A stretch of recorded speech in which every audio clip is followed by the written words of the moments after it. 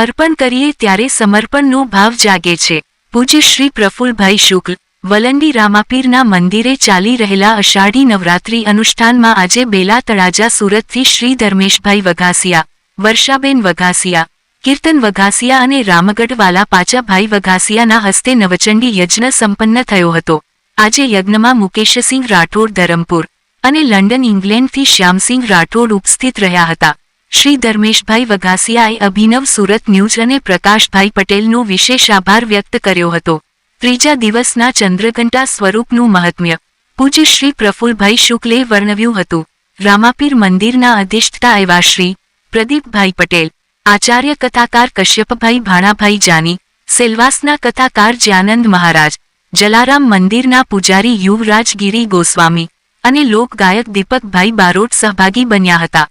આવતીકાલે શનિવારે શ્રીમદ દેવી ભાગવત કથામાં જગદંબા પ્રાગટ્ય ઉત્સવ ઉજવાશે, જેમાં મોટા અંબાજીથી લાવવામાં આવેલી ચૂંદડીનો પ્રસાદ વહેંચવામાં આવશે.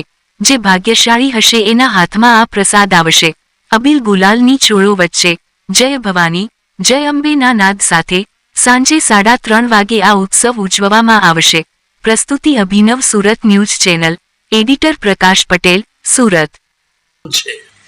યજ્ઞાત ભવતી પર્જન્ય, યજ્ઞ કરીએ તો મેઘ આવે, મેઘ આવે તો ધાન્ય પાકે, અને ધાન્ય પાકે તો પાછું આપણે યજ્ઞ કરી શકીએ.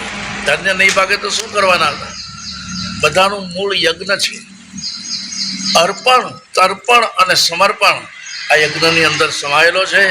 આવો આહુતિ આપીએ. વક્રતુંડ મહાકાય સૂર્યકોટે સમપ્રભમ નિર્વિઘ્નમ કુરુ મે દેવ સર્વકાર્યેષુ સર્વદા. ઓમ ધન ગણપતયે નમઃ સ્વાહા.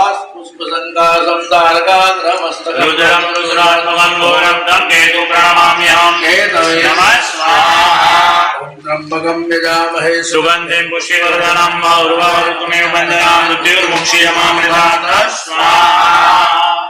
ઓમ હન હનુમંતે નમઃ સ્વાહા. ઓમ મહાહિમકુંદમ મૃણાલાભમ દૈત્યાનાં પરમં ગુરું સર્વશાસ્ત્રપવત્કારવાદો પ્रणमाम्यहं. સૂત્રાય નમઃ સ્વાહા. ત્રંબકં યજામહે સુગંધિં પુષ્ટિવર્ધનમ ઉર્વારુકમેવ વંદનામ મૃત્યુર્મુક્ષીયમામૃતાत् સ્વાહા. સતલક્ષ્મી જે ઘરમાં આવી હોય તો સારા માર્ગે જાય, અને અસત લક્ષ્મી ઘરમાં આવી હોય તો બીજા માર્ગે જાય. માતા લક્ષ્મીજીનું એક શ્રી સુક્તમ છે. એ શ્રી સુક્તમ ની અંદર શંકરાચાર્ય મહારાજે લખ્યું છે, અલક્ષ્મી નાશ્યામ્યહમ. શું લખ્યું છે? હે માં, મારા ઘરમાં જો અલક્ષ્મી આવે ને તો એનો નાશ કરજો. કેમ? અલક્ષ્મી ઉપદ્રવ સર્જે છે, અલક્ષ્મી ઉત્પાદ સર્જે છે.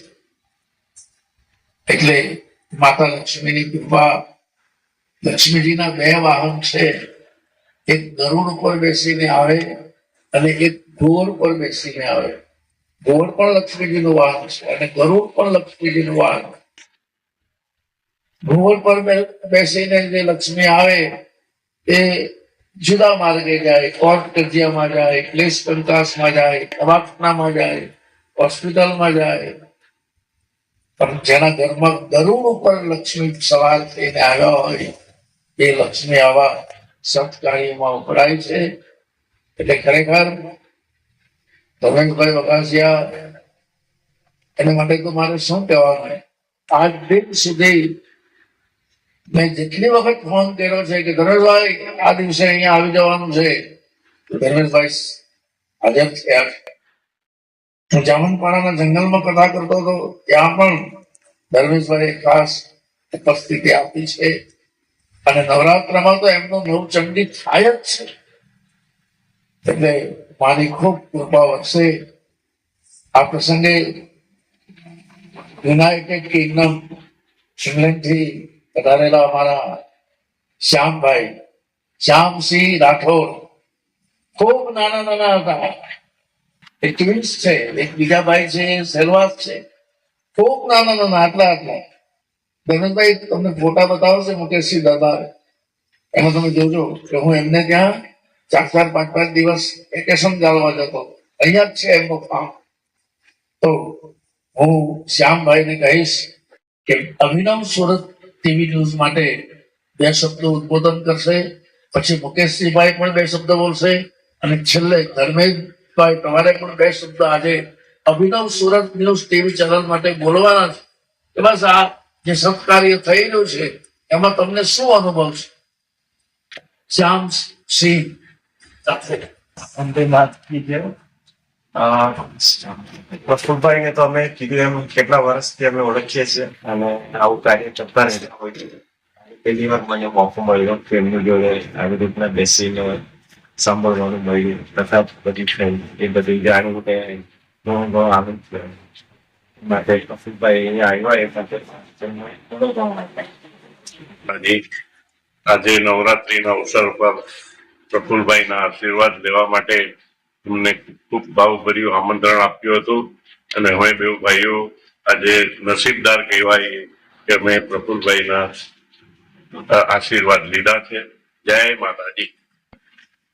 પ્રફુલ્લ બાપુની જે ભાગવત કથા અને અભિનવ ન્યૂઝ સુરત જે લાઈવ પ્રસારણ આપે છે અને વારંવાર પૂજ્ય બાપુને જે કાંઈ કાર્યક્રમ હોય અને એમને ન્યૂઝમાં વારંવાર અભિનવ ન્યૂઝ સુરતનો ખૂબ ખૂબ આભાર.